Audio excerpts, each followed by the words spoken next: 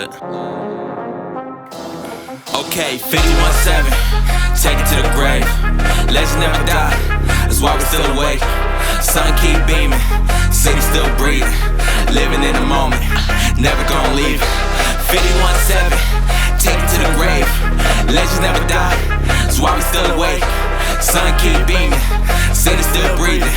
Living in the moment, never gonna leave it. I ain't never seen a city sleep. You can really hit a city breathe. They be saying we ain't got culture, they just don't know what it really means. No, we gotta represent, heavy underrated, yeah, we gotta make a scene. No shade to the other guys, but you can't deny we the one to be. Capital city, the map looking pretty when we on it. So community driven, the people we live with. James, my friend, I'm Justin. glad you're here. No, I'm honored to be here. Well, so you and I ran into each other, and in my mind I was like, hey, we met at this Lansing Regional Chamber luncheon.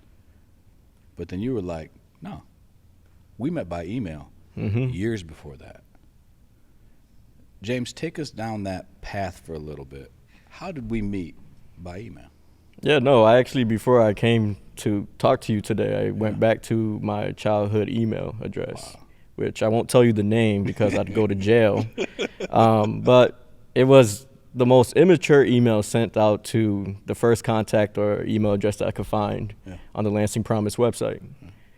It was unpunctuated. It was not grammatically correct. It was sent by clearly someone who just needed a chance or an opportunity. I just felt like at my wit's end. And you never responded, but I did get, Listen, that's about par for the course. That doesn't surprise me. No, but it did lead me to someone else working at Lansing Promise, and next thing you know, I was applying, and a year later, I got into LCC, and that was like kind of the start of everything for me. Like most people, they say it's high school, but for me, it was definitely after the fact, and really trying to find my footing in society. Yeah. And you graduated when? 2017 from Sexton. From Sexton High School. Yep. And so 2017. When did you start at LCC? 2018. Okay. So I had a year in limbo just because I didn't know what to do with myself. Yeah. I sold up myself on this idea that I was just gonna be a bum. I was like, I graduated with a 2.3. Yeah. I couldn't even visit any of the colleges that would come visiting our school because I just didn't have the GPA to even meet that requirement. And that was like the baseline. Yeah. So already at the age of 18 or even 17, I already marked myself as a failure. So you marked yourself as that. Yeah. Not knowing that wasn't true at all. Yeah.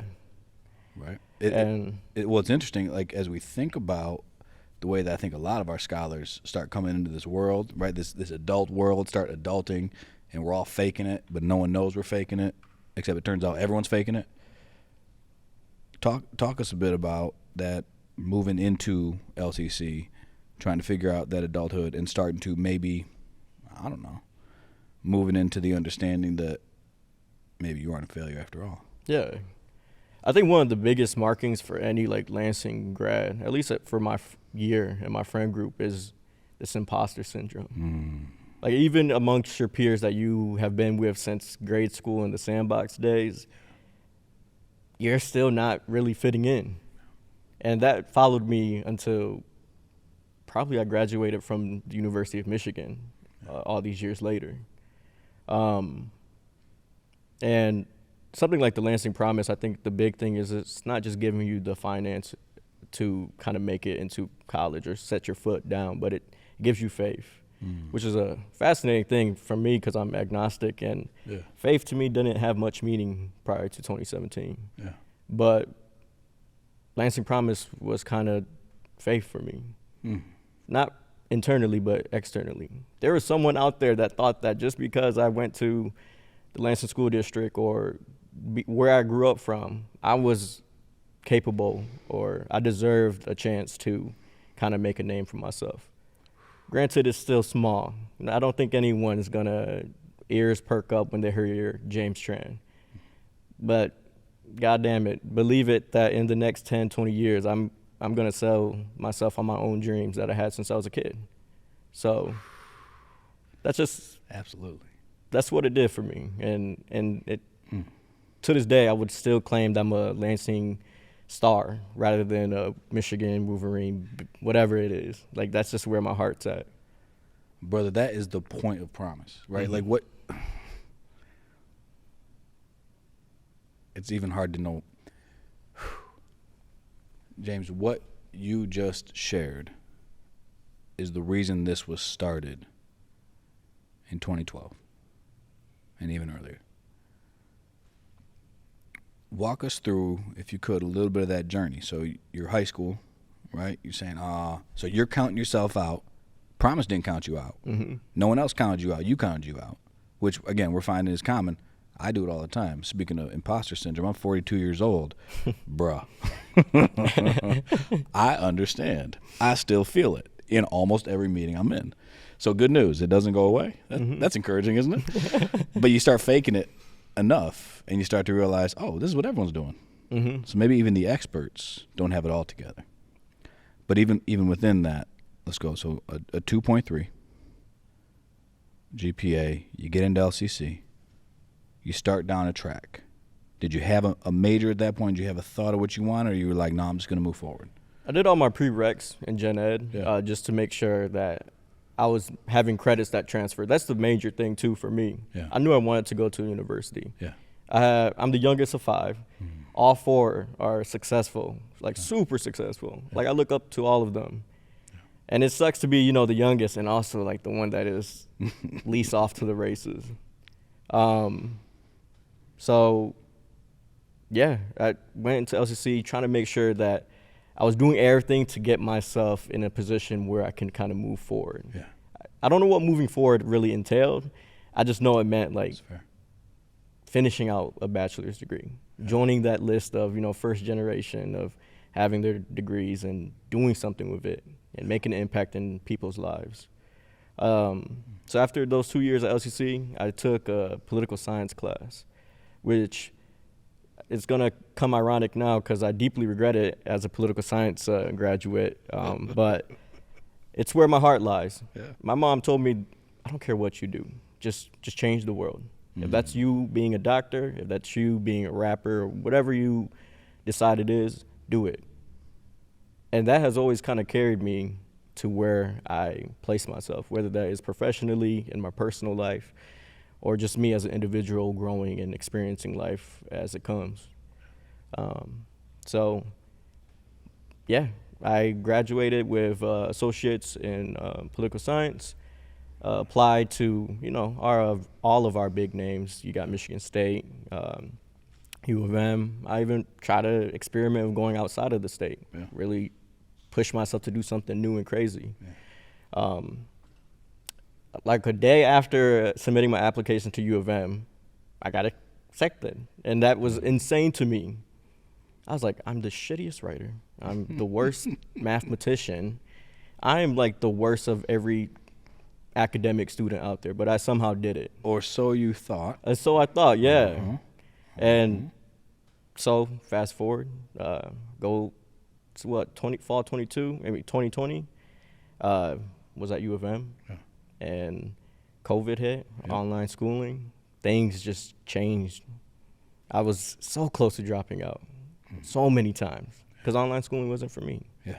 I knew my place was somewhere in a seat talking to people face to face. But no, for some reason I persevered. And it's probably largely due to my wife, Mackenzie, who just kind of continue to fuel my dreams and my hopes.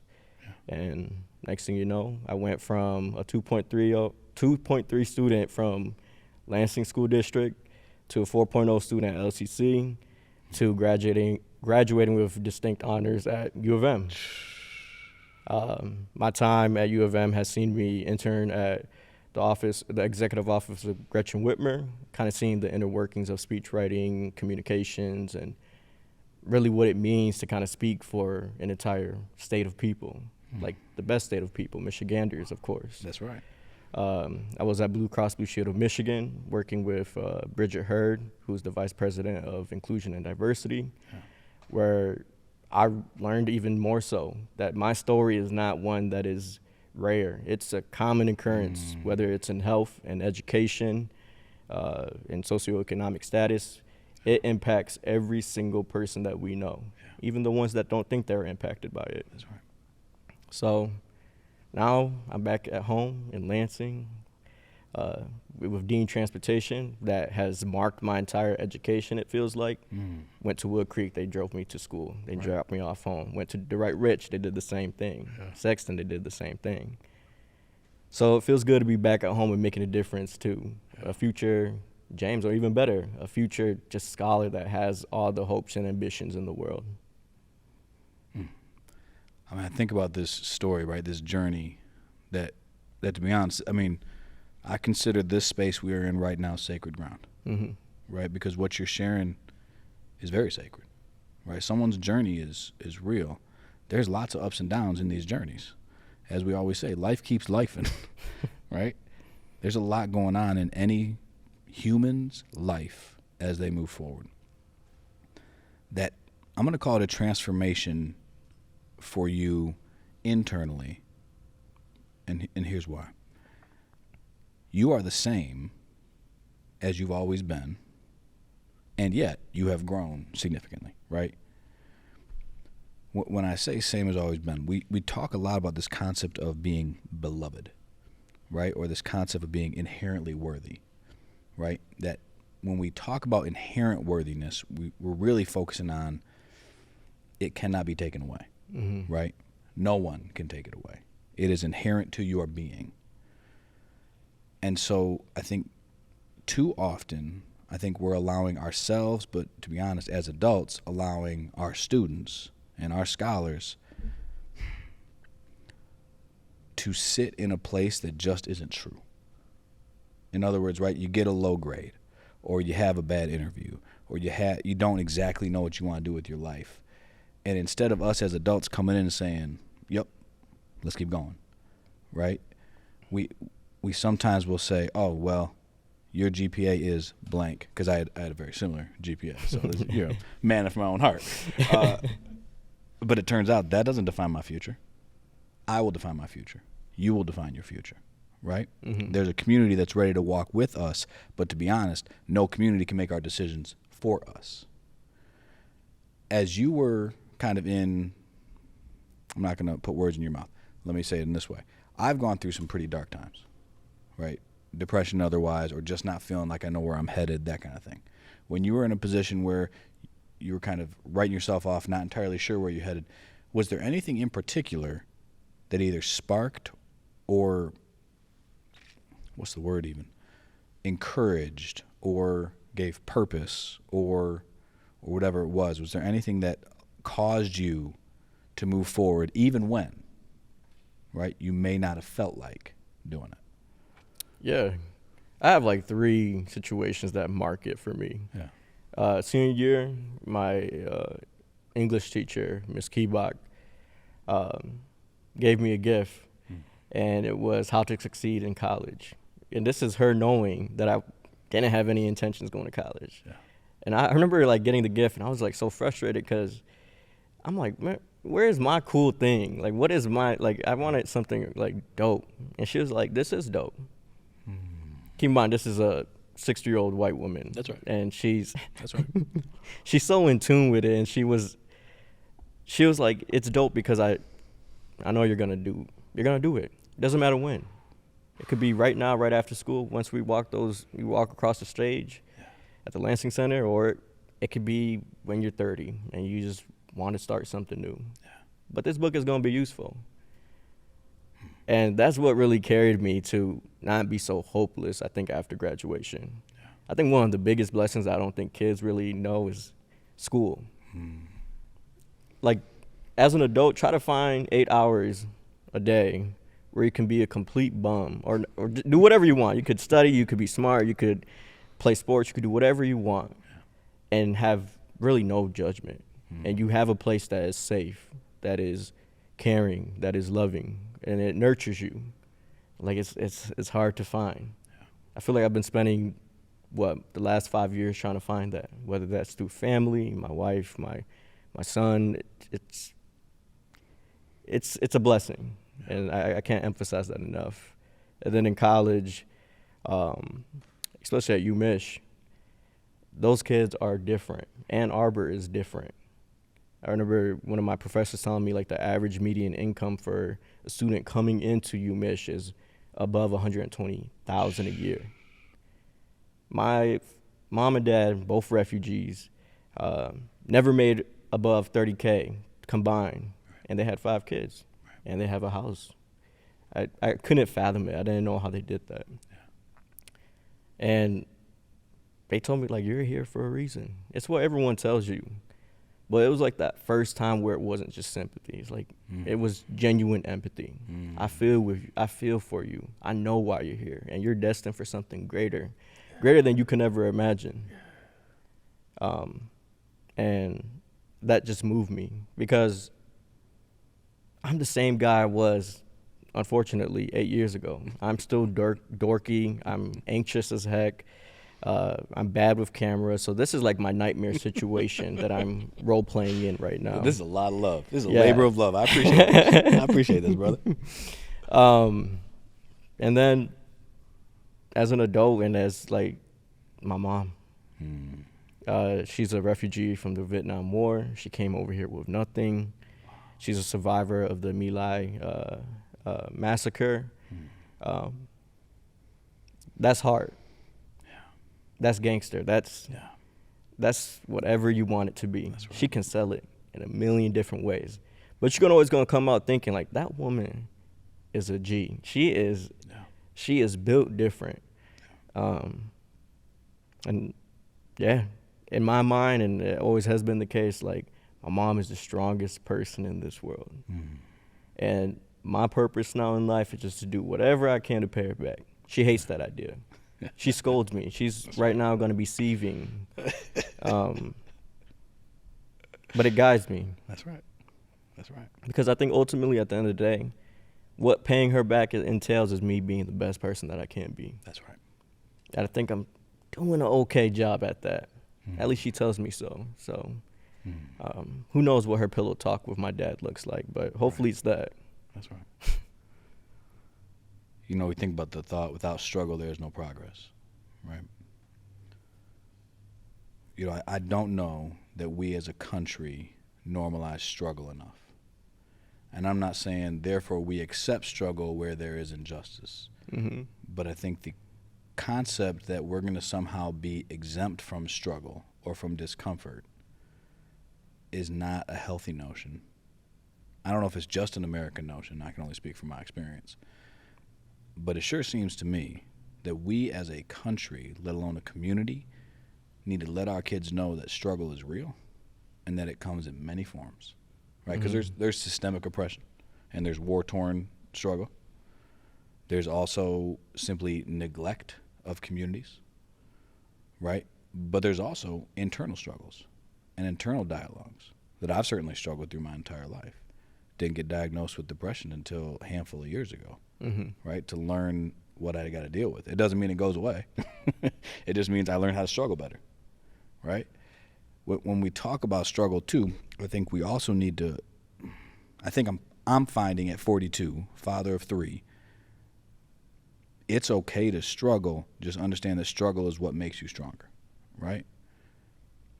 And so in your experience, are you finding any times in which struggle has, in fact, on the back end, made you stronger, or at least prepared you for the next step in the journey?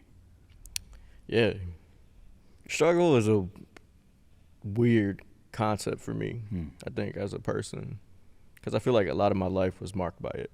You know, growing up, having to share clothes with my siblings or wear their hand-me-downs. Keep in mind, it goes... The oldest is a boy and then 3 girls. So there was times they were putting me in dresses because it's like, this is what we have. That's what we got. That's right. And it's beautiful, I think, sometimes. Not to kind of romanticize struggle, because I think there is real struggle out in this world. And God knows people just need a hand. I think in struggle, as much as it sometimes feel like you're alone, it's a very unitary thing. Like, we move forward, we progress, or we progress in life, and we are nurtured and we grow as units. Yeah. We're very social creatures by habit, like by birth. Struggle for me allowed me to be real with myself when I needed to. Like, it ain't sunshine and rainbows out in the real world. And it's unfortunate. I would so love that. I would love free health care. I would love everything in the world given to everyone because we deserve it. Yeah. You wake up every day in a world that can be super cold, destitute, and just evil. Yeah. But, you wake up, you decide to be a good person, whether that's a neighbor, a friend, a colleague, a spouse, whatever it is. So, yeah, it's for me, it's so hard to kind of pinpoint that one moment of struggle. Yeah. But I think with struggle, I think people should really embrace this idea of doing it together. We're all in the same place. Yeah. As much as we like to think that we're different or we're better than others or that we're worse, we all got the same background. We all just want to succeed. We all just want to provide. And if you're in a position to do that, do it onto others. Secure that for others. That common humanity, right? Mm-hmm. That, Talib Kweli talks about life is a beautiful struggle, right?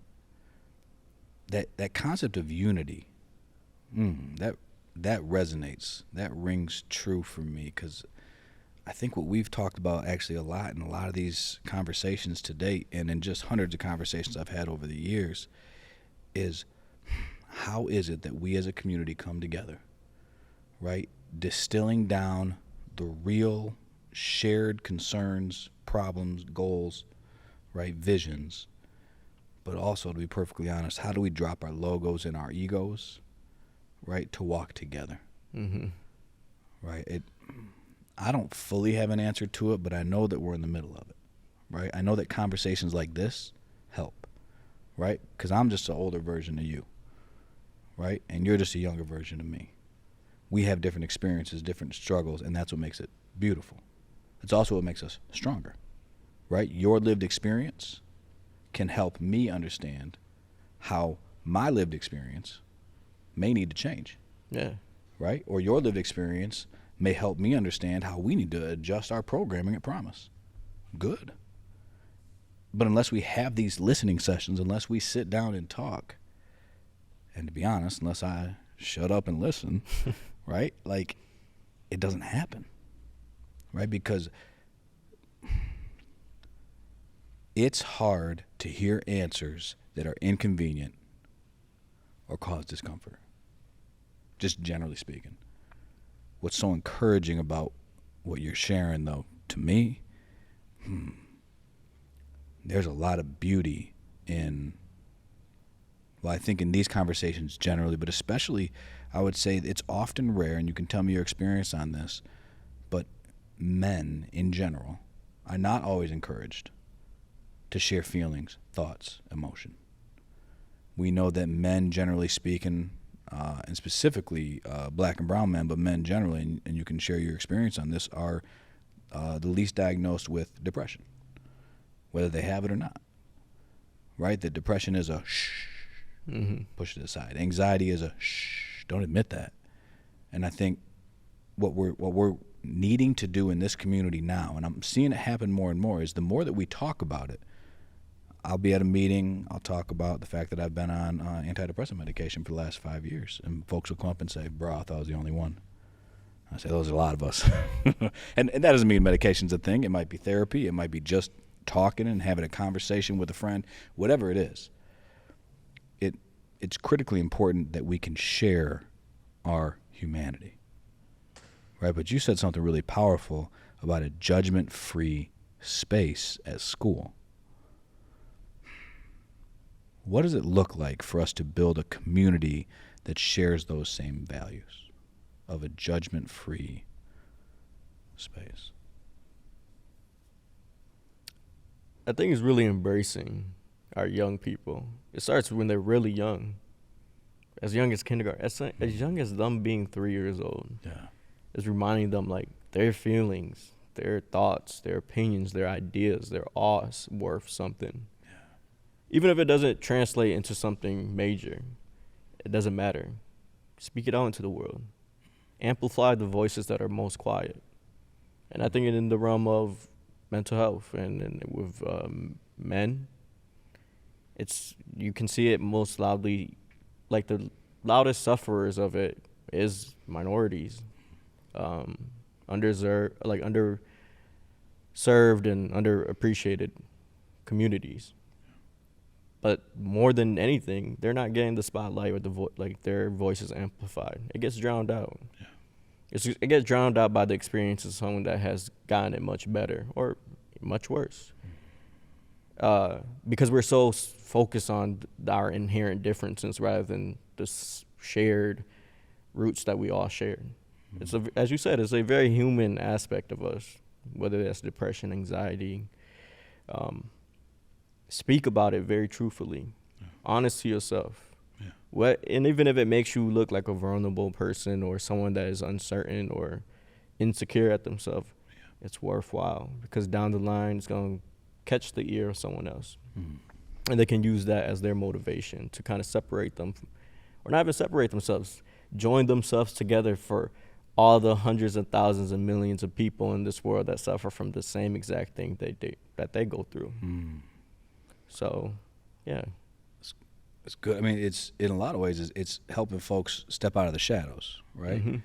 Like we talk about that in the immigration debate, but we can also talk about that in the relationship debate, in the emotion debate. Yeah. Right? Being able to step out of the shadows and into the light is freedom. When others say, I see you, I see you, I see you, let's keep walking together. Right?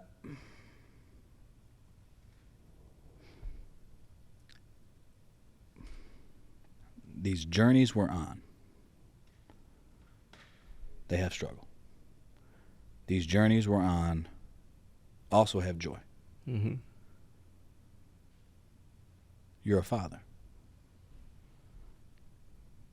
Talk to me a little bit about that. I am a father. He just turned 2, I think 3 days ago. That's awesome. And I'm still trying to convince myself that, yeah, I am a father. That's right. It is the biggest blessing in my life. Mm. It really is. He is the light of my life. I don't know. He just reminds me of me. And then through me, I'm reminded of all the people that has impacted me, no matter how minor or small. Mm. Like when I met you, it was very brief, but I was like, this guy made an impact on me. Mm. I can meet someone walking down the street, and a friendly hello on a bad day could define who I become. And he's all of that, plus all the benefits of his mom, which is a lot. She's beautiful, she's sincere, she's kind. I think with him, I learned so much about myself. How we start off so, like, just clueless. We don't know nothing. Right. He picks up something that resembles Dookie, and he will put it in his mouth because why not? That's right. While me, I throw up in my mouth and live with such big regrets that I wasn't paying enough attention. And that's the definition of parenting. Yeah, right that's there. You nailed it right there. But he tries. That's right. Every day he tries. Every day he's trying something new. That's right. He's trying to walk down the stairs without holding the handrail. That's right. He's trying to say new words. Yeah. It gives me my reasons to try. Because even at 25, I need to be trying things. Amen. I need to start exploring. It's too big of a world for me to just stop now. Yeah. So through him, he is my encouragement to just try. Yeah.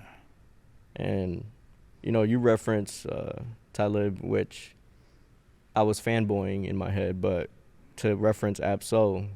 Yeah. And it's something that I always tell myself and to others is, you can have all my shine, I'll give you the light. There it is. I love it. I just love it. That's how I feel about this world. We are blessed, like truly blessed, to be in the situation that we are in.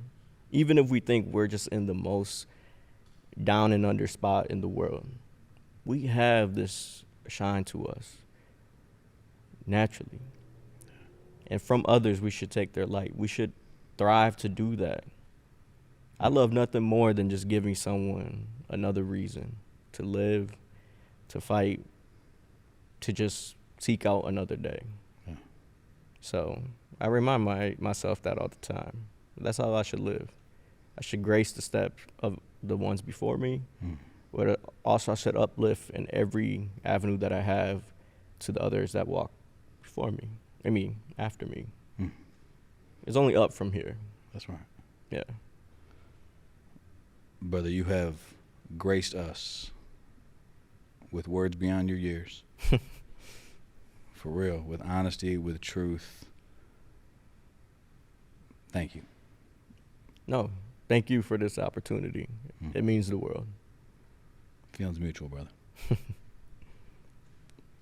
that's it. Wow. Well done.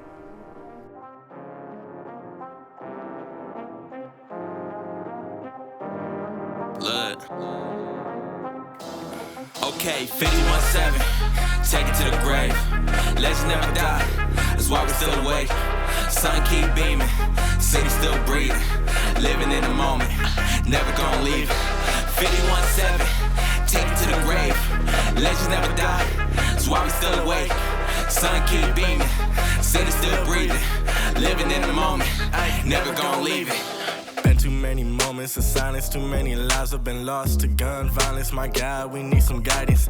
It's the same city that can be so tragic, also produces a brother like Shabazz and births a man like magic. Why I'm Lansing, born and raised, 517 to the grave. We got culture in our veins, we take the reins. With reformation comes a promise, better future is upon us. You can doubt it like Thomas, but we gon' rise like Adonis, and ain't nobody gon' stop us. We gon' get better, this a letter to my city that we fed up. Ain't gon' let applying pressure until everybody gets it. They can't try us, they can't buy us, gentrify us. When it's coming to my city, man, I'm blue collar biased. They can't divide us, united we stand like digits on a hand. Make it to the promised land, we coming up with a plan to make this a better place. I'm proud of Lansing, you can see it on my face. We gotta retrace and learn how to win Okay, this 51-7, take it to the grave.